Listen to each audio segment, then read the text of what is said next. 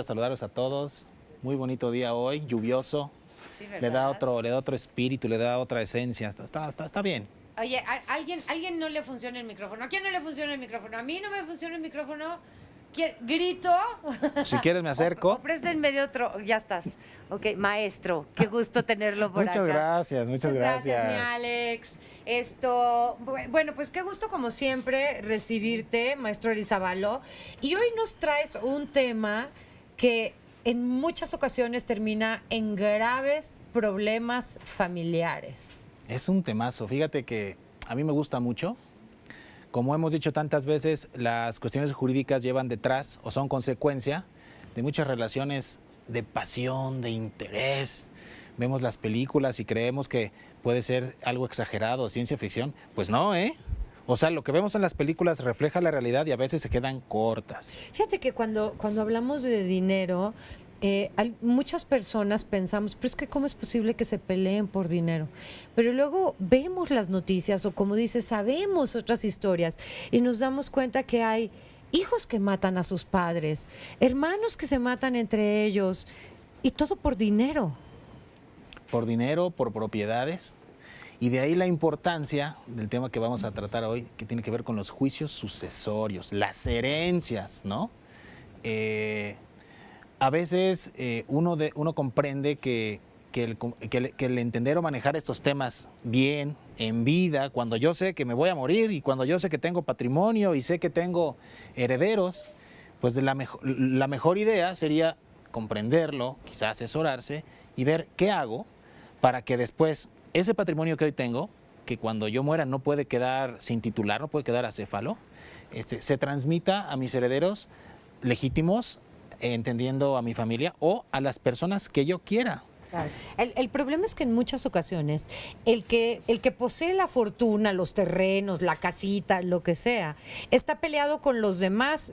Entonces dice, no le voy a dejar nada a nadie, ¿no? Voy a tratar de gastarme hasta el último centavo, pero a la mera hora muere, sí deja cosas y como ya tenía de entrada una mala relación con esos alguienes, pues la bronca continúa. Es como si se las heredara también, ¿no? Sí, tú puedes heredar esas broncas, pero también puedes tomar las medidas entendiendo lo que va a pasar después para que justamente eso no suceda o para que los riesgos de que eso suceda sean lo más pequeños posibles, porque sí, o sea, yo sé que si tengo una propiedad, y tengo 4 hijos y quiero beneficiar a los 4, ¿qué es lo que tengo que hacer? Tengo que dejarles una propiedad a los 4, lo cual implicaría quizá que después genera ahí un conflicto porque no saben cómo se va a repartir o porque yo sé que de esos 4, pues tú lo sabes, es tu familia, 1 o 2 son más vivillos que otros y se pueden llevar al baile, por decirlo de alguna manera, a los que son menos,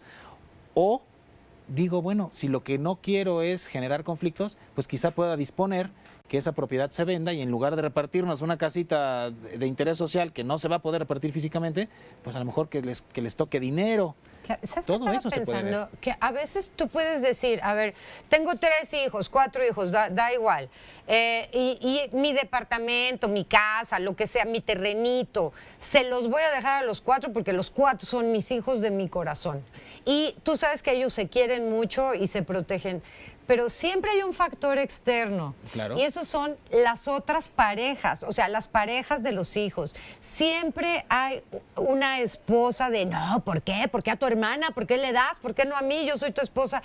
O un esposo que busca sacarle un provecho extra a esto. Eso suele suceder. Entonces, en la medida que uno lo puede comprender, en la medida que uno lo puede prever, va a estar solucionando primero su problema inicial de decir qué voy a hacer con mis bienes cuando tengo. Y en segundo lugar, en el momento de la repartición, de la adjudicación, porque esto lleva un proceso. ¿Qué tan fácil o qué tan difícil, qué tan tortuoso va a ser llegar al fin de ese proceso, que es el que tiene que ver con la adjudicación? Los juicios sucesorios se dividen básicamente en 4 etapas. Hay que hacer la distinción entre los juicios sucesorios intestamentarios, lo que conocemos como intestado, sucesión legítima, respecto del juicio sucesorio testamentario. Recordemos que uno, como titular de derechos y obligaciones, pero uno pensando en sus bienes para después de la muerte, tiene toda la libertad de designar herederos, de designar legatarios, de hacer un testamento. O sea, a ver, no a la fuerza porque yo muera, mi heredera va a ser mi hija. Yo puedo decir, no, pues yo le voy a heredar todo a Valente. Y se puede y se vale. Pero mi hija puede decir, hoy no estoy de acuerdo. Podría no estar de acuerdo, pero legalmente tendría que asumir esa decisión porque es un derecho pleno, irrenunciable de las personas. O sea, yo puedo disponer de mis bienes para después de mi muerte como yo quiera, incluso dejando de lado o beneficiando a personas que no tengan un parentesco conmigo, en ese caso a mi hija. Mi hija seguramente o probablemente va a estar muy enojada, pero al final fue una decisión mía, el patrimonio era mío.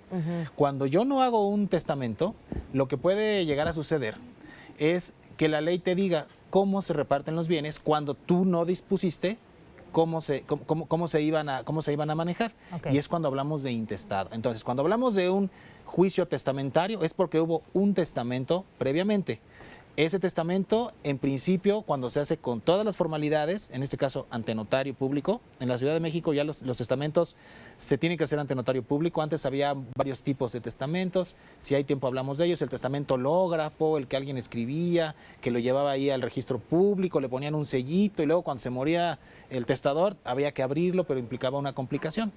Pero hoy tenemos el testamento público. Entonces, cuando el testamento público está bien hecho, cuando el notario está presente, cuando se cumple con las formalidades, se va a estar a lo que diga el testamento. Okay. Que yo como interesado pueda impugnar o pueda no estar de acuerdo, pueda hacer corajes o pueda ir a un juicio, eso podría suceder, pero necesariamente, eso no implica necesariamente que voy a desconocerlo. Entonces, por el otro lado, tenemos el juicio hereditario en la sucesión legítima. No hay testamento. Y es entonces cuando la ley dice, cuando no hay testamento, ¿quién hereda? El código nos lo dice. Hay una serie de reglas muy claras, muy específicas. Te escuchamos. Cuando dice, si hay padres y hay hijos, ¿en qué porcentaje? Hijos del muerto. ¿En qué porcentaje heredan unos? ¿En qué porcentaje heredan otros? ¿Qué pasa si, por ejemplo, en una misma línea hay padres, hay hijos y pudiera haber primos o pudiera haber tíos? La regla general, y lo manejo así muy general, es que los parientes más cercanos en esa misma línea excluyen a los más lejanos. Es decir, una serie de combinaciones que se pueden presentar que ya están en la ley. A ver. Muere una persona que estaba casado y que tenía 2 hijos y también tenía a su padre y a su madre. ¿Quién va primero? En este caso, los hijos excluyen. O sea, van primero los hijos. En este Serían caso, los primeros. Van primero los hijos porque hay hijos. Ahí hay una prioridad. Aunque están en la misma línea, hay una prioridad. ¿Y la esposa o el esposo? La esposa o el esposo heredarían como un hijo. También depende del régimen patrimonial con el que contrajeron matrimonio. Okay. Porque si estuvieron casados bajo el régimen de sociedad conyugal, bueno, todos los bienes la mitad de esos bienes ya eran del esposo o de la esposa que queda, del viudo. Entonces, se respeta ese 50% y ellos ya no entran a una herencia. El otro 50%, que era del finado, en este caso, es lo que se estaría repartiendo. Si estuvieran casados por régimen de separación de bienes, entonces el esposo o la esposa, el viudo, heredarían como un hijo. Por eso te comento que hay muchísimas reglas, o sea, habría tantos casos como situaciones reales se pudieran dar. Es que estaba pensando, por ejemplo, que es una situación que se da muchísimo, es este señor estuvo casado durante X tiempo, tuvo hijos, ya están grandes, luego pasaron los años, dejó a esta mujer, se arrejuntó con otra, vivió con otra durante el resto de su vida y cuando muere, ¿cuál es la mujer que va a recibir la parte de la herencia? La esposa. La que tenga el papel. Con la que se casó, porque él, aunque estuvo separado, para esos efectos hereditarios, se toma en cuenta quién puede acreditar ese vínculo jurídico de matrimonio.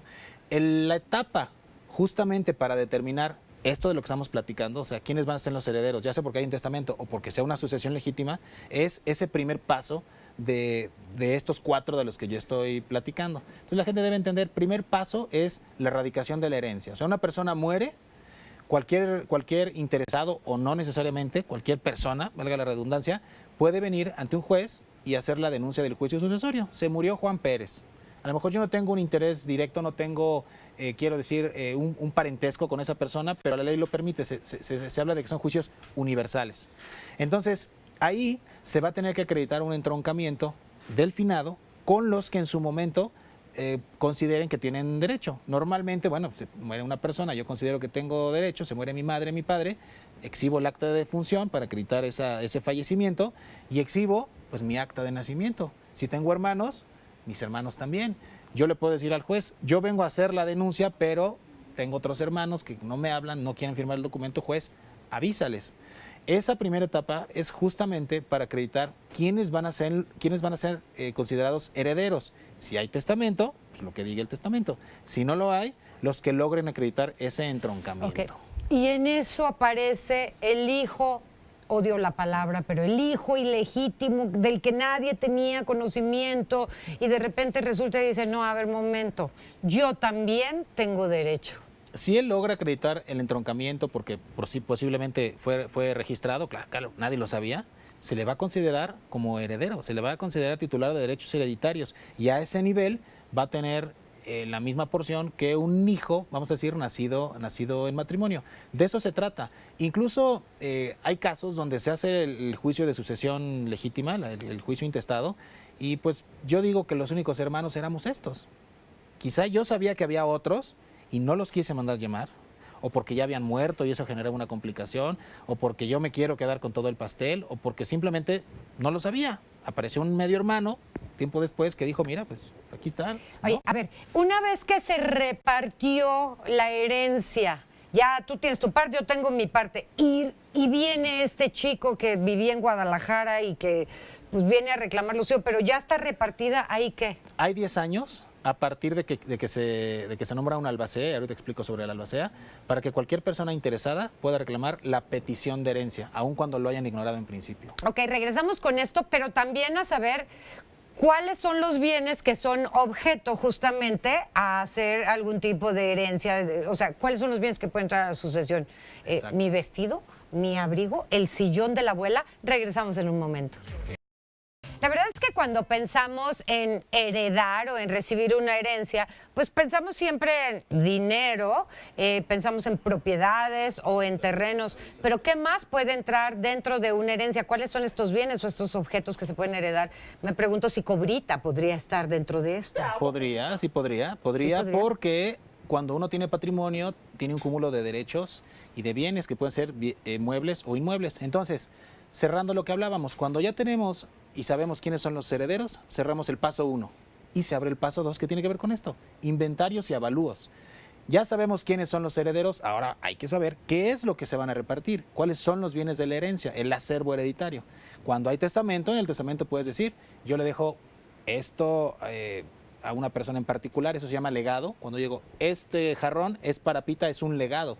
O en el testamento puedo decir, designo herederos universales. Universal es de todo lo que yo tenga. Entonces puede ser universal o puede ser a título particular o mixto. Yo te dejo a ti mi coche y mi jarrón. Todo lo demás, designo a otro heredero universal. Entonces, eso es lo que tiene que ver con los bienes que van a ser repartidos, el patrimonio. ¿Pero esto también tiene que estar notariado y todo? O sea, ¿un legado también tiene que estar notariado? Tendría que estar notariado, sobre todo el inmueble, que yo voy a dejar en un legado para que la adjudicación pueda ser más fácil. Cuando cuando hablamos de la designación, pues en el mismo testamento, ¿no? Pues en el testamento es cuando tú dices cómo se van a repartir. Si no lo dices, entra la sucesión legítima y es cuando hacemos ese inventario del que estamos platicando. ¿Por qué vemos casos de sucesión donde llevan décadas peleando y ninguno consigue nada?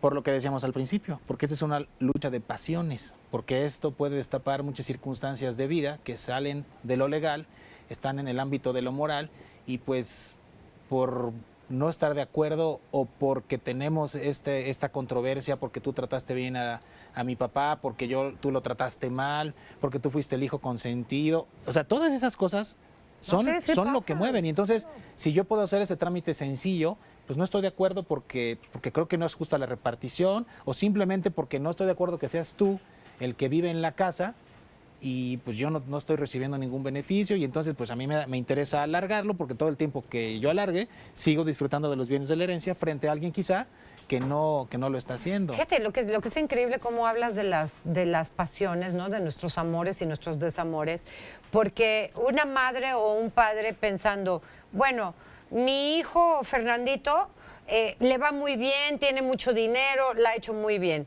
Pero mi hijo Pablito está muy mal de dinero. Entonces, ¿para qué le dejo a Fernandito si él ya está bien? Mejor le voy a dejar a Pablito. Y Fernandito se pone furioso y reclama y dice, no, ¿por qué? Para mí.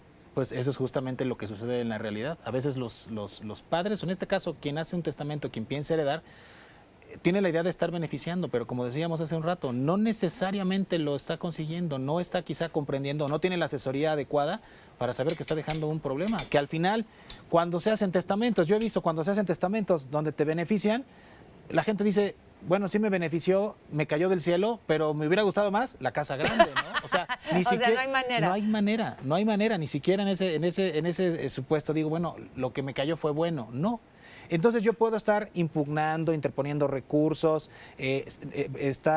haciendo poniendo todas las trabas legales y pasa el tiempo y vemos sucesiones de 10 años, donde a veces los herederos designados pues se murieron, ¿no? Pues éramos 3, pues resulta que de esos 3 ya se murió 1 y entonces tengo que suspender esto para abrir la sucesión del que quedaba. Entonces, por eso se puede ir haciendo muy largo y por eso, en la medida de que nosotros podamos ser muy claros en cuanto a al patrimonio, eso nos va a solucionar muchos problemas, sobre todo para los que se quedan. Claro. Tenemos llamadas de ustedes. Muchísimas gracias al 53220300, Paquito. Gracias, Pita. Dice, mi abuela se murió hace un año y se leyó todo el testamento. Se repartieron los bienes. El testamento fue escrito en el 2010. Hace un mes encontré un escrito de mi abuela donde había un nuevo testamento, pero sin abogado. Y nunca le dijo nada a nadie. Y sin embargo, en este nuevo testamento cambia la repartición de bienes. ¿Esto procede? Mira, hay que entender que para que se pueda hablar de un testamento, se tienen que seguir y llenar ciertos requisitos. O sea, un documento que alguien escribe y dice, yo hago mi testamento y puño y letra, eso no vale. Justamente por la seriedad y la formalidad que necesitamos con ese acto jurídico, tiene que ser ante notario. Okay, entonces, es testamento cuando cumple los requisitos. Ok, pero a ver, porque esto también ha sucedido. Hago mi testamento ante el notario 13. Hace 20 años. Y de repente yo digo, no, fíjate que ya no, cambié de opinión y hago un nuevo testamento con el notario 7. Lo hice apenas el mes pasado.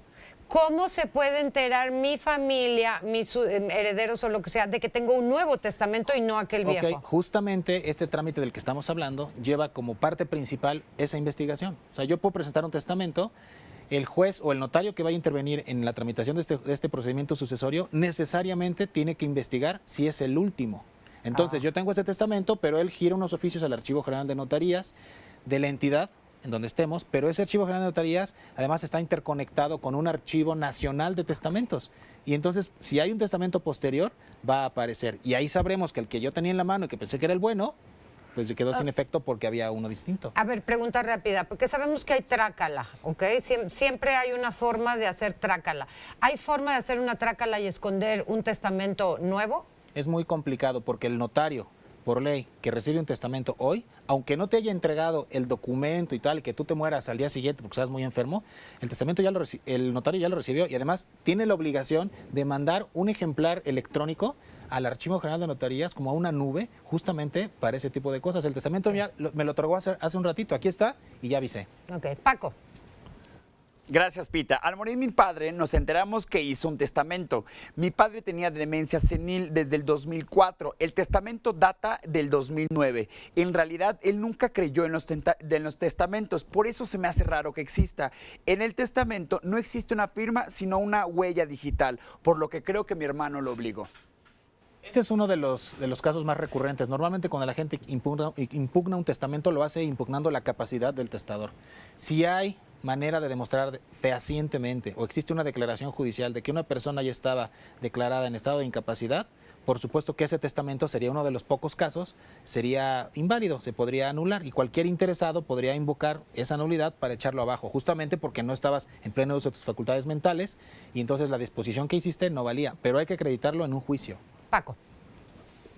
Gracias, Pita. Al fallecer mi madre tenía propiedades y joyas de valor. Cuando leímos el testamento, todo lo destinó a fundaciones sin dejarle un solo peso a sus hijos. Yo quiero respetar su decisión, pero mis hermanos y sobrinos están intentando refutar esta decisión. ¿Esto procede?